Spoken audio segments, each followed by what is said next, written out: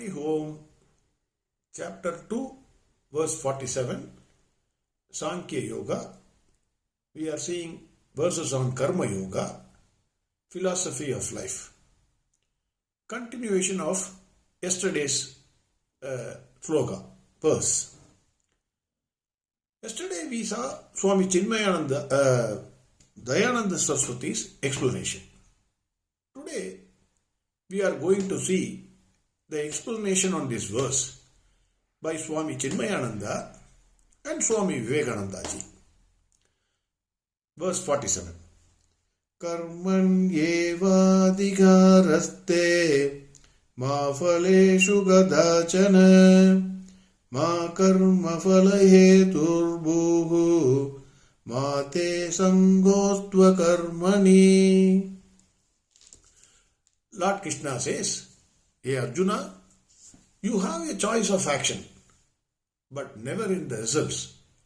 After performing that action, never think that you have control over the results or you are the author of the results.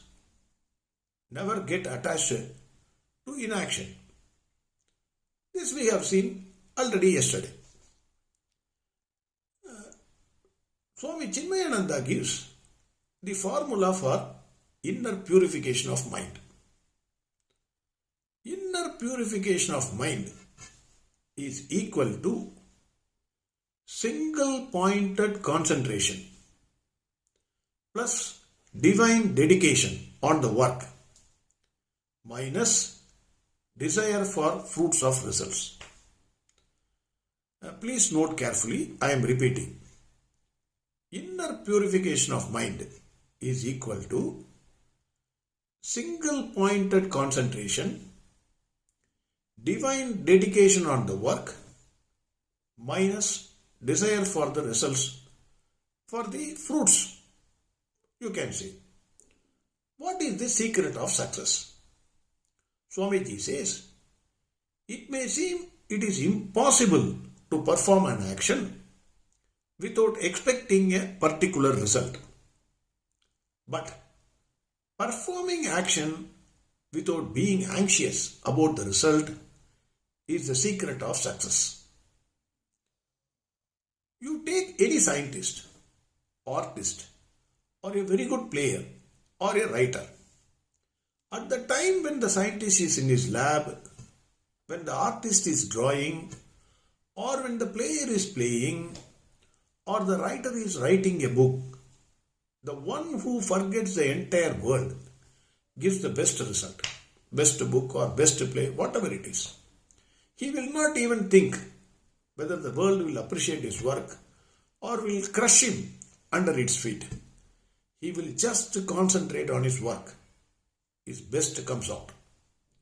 Swami Chinmayananda ji says, if we analyze all our failures in life, the failures can be attributable to our lack of concentration of work and fear of the failure.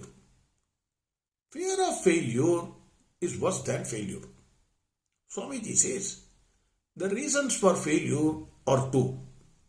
One, either we refuse to undertake great activity for fear of failure. Two, even if we undertake the activity, we do not finish it. The prescription for success is do your best and dedicate yourself to the work without anxiety for the result. Swami Chinmayananda ji says, future is always carved out of the present. Tomorrow's harvest depends on today's sowing.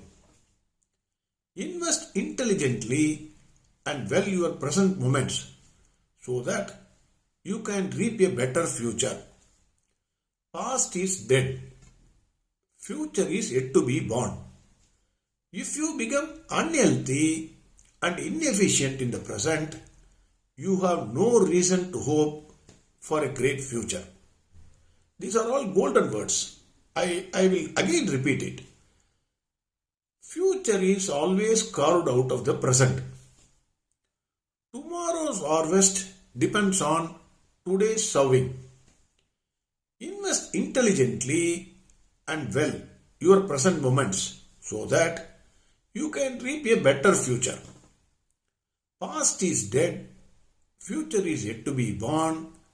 If you become unhealthy and inefficient in the present, you have no reason to hope for a great future.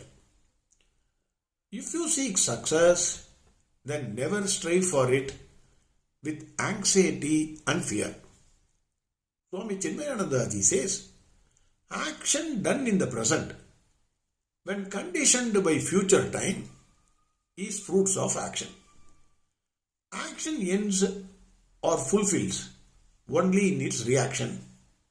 Therefore, to worry about the anxieties for the reward of action is to escape from the dynamic present and live in future that is yet to be born.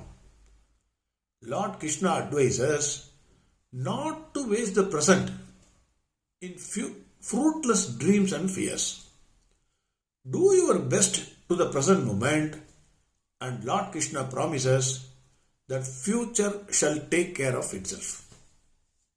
Swami Chinmayananda ji concludes by saying, Lord Krishna's advice. 1. You have only choice for action. 2. Do not worry about the results. 3. Do not expect a fixed or particular result which is obviously not in your hands. 4. Avoid inaction or laziness. Work itself is the reward. This is what Swami Chinmayananda ji says on this verse. Swami Vivekananda ji's explanation we will see. Again, it is a wonderful explanation by Swami Vivekananda. Swami Vivekananda ji says that he would go 20 miles on his hand and knees to look on the face of a man who can work for work's sake. There is always a motive for every work undertaken. No one can work without a motive. The motive can be power or money or anything else. But that work alone brings bliss, extreme happiness, when we work as master of our own minds. What is the secret of success? Swami Vivekananda ji says, pay attention to the means as to the end. I repeat, pay attention to the means as to the end. Swamiji says, whenever failure comes, if we analyze it critically, in 99.9% of the cases, we shall find that it was because we did not pay attention to the means. With the means all right, the end must come. It is a cause and effect policy. Unless the causes are exact, proper and powerful, the effect will not be produced. Swami Vivekananda ji says, work constantly, but learn the technique of detaching yourself from the result. What brings misery is that very attachment to the result. Swamiji says that we are all beggars. Whatever we do, we want something in return. We are all traders. We are all traders even in love. A beggar is never happy. If it is a question of trade, then it is like buy and sell. Then abide by the laws of buying and selling. There is a good time and there is a bad time in buying and selling. Similarly, you always expect a blow to come. Learn to work. Constantly work with all our power to put our whole mind in the work, whatever it be that we are doing. Look not for success or failure. Join yourself to the perfectly unselfish will and work on. Know that the mind which is born to succeed joins itself to a determined will and perseveres. Again I repeat, know that the mind which is born to succeed joins itself to a determined will and perseveres. A man should not be judged by the nature of duties, but by the manner in which he does them. Every duty is holy, and devotion to duty is the highest form of worship to God. By doing well the duty which is nearest to us, the duty which is in our hands now, we make ourselves stronger, and improving our strength in this manner, step by step, we may even reach a state in which it shall be our privilege to do the most coveted and honored duties in life and in society. The great secret of true success is a man who asks for no return.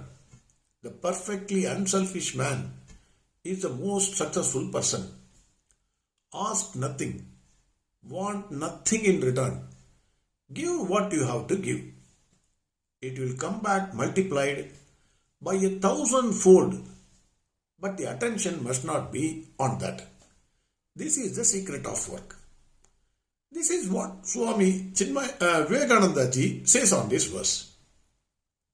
What I understand from a reading of the lectures of the great masters is that mind is a wonderful but dangerous instrument. It either lives in the past or in the future, but never in the present. When you start any work, thousands of thoughts come and cloud your mind.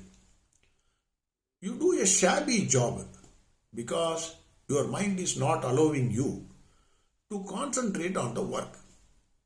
This is the reason for failures. Hence Lord Krishna says, never think about the results.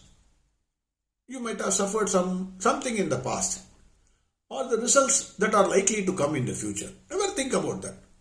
Live in the present. Give the work your best and then just forget it. Enjoy the work which is in your hand. Whatever it is, success will automatically come. Lord Krishna hates laziness.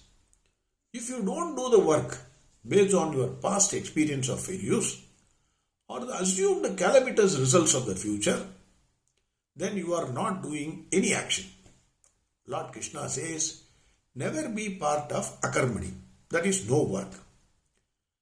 English saying goes this way. All of us may be knowing, idle man's mind is devil's workshop. Never become idle, but have an ideal and proceed towards that without worrying about the success or failure is what Lord Krishna says. Is this possible? It is possible if we start applying for all our work, whatever it is, small or big. Everything is by practice. Concentrate on the work. Any work, whatever we do, it will do magic in our life by purifying our minds. For Arjuna, concentrating on the work is not new. Already we have seen when Dronacharya conducted a test of hitting a wooden bird's eye, Arjuna could see only the bird's eye and nothing else. Lord Krishna reminds Arjuna of the same concentration on the work without worrying about the result. Again verse 47. Karmanyeva digaraste ma phaleshu gadachana ma karma phalaheturbuhu ma te sangostva karmani. Tomorrow we will see verse 48. Hari Om Sarvam Krishnarpanastu. Narayana Narayana Narayana Narayana Narayana Narayana